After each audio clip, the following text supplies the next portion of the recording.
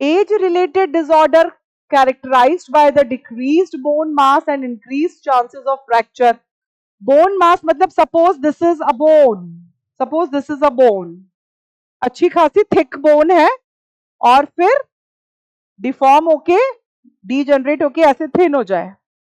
Thin हो गई मतलब क्या हुआ, कैल्शियम निकल के भाग गया, कैल्शियम बाहर आ गया, बोन से कैल्शियम क्या हो गया, बाहर आ गया. तभी तो वो कैल्शियम की निकलती बोन कैसी हो गई, जो थिक बोन थी वो कैसी हो गई, थिन बोन हो गई.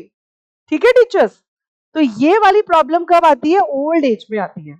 ओल्ड एज में there will be the thinning of bones due to the removal of calcium, dissolution of the calcium from the bone.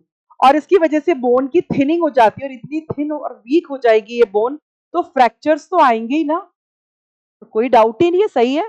मुझे लगता है ये स्टेटमेंट फिर से रिपीटेड है, कोई दिक्कत नहीं है. अब नेक्स्ट है causative factor deficiency of oestrogen is common. Actually जो फीमेल्स होती हैं उनके अंदर ये वाली जो प्रॉब्लम आती है ये एस्ट्रोजन की कमी की वजह से आती है.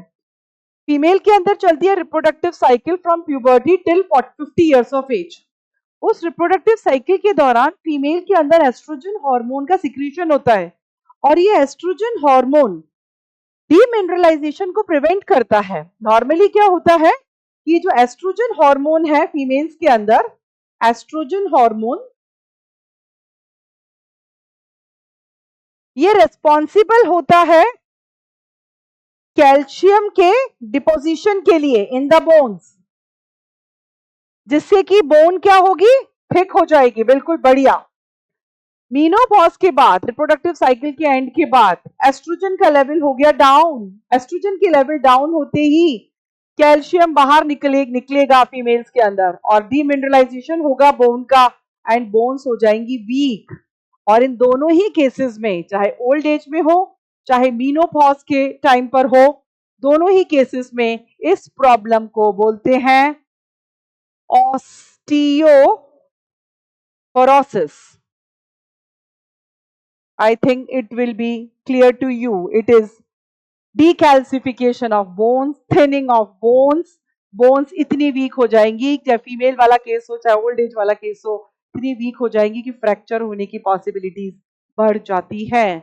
So the answer is osteoporosis. Gout, it is the accumulation of uric acid crystal in the joint region. Arthritis, it is the inflammation of the joint. The joints get stiff. Polio, it is an infectious disease caused by poliovirus. The poliovirus, it attacks on the myelin sheath. इसको बोलते हैं poliomyelitis, leading to the paralysis of the limbs. Mainly limbs पर attack करता है poliovirus. तो ये बाकी तो मैंने बता दिया आपको, लेकिन osteoporosis is the right answer.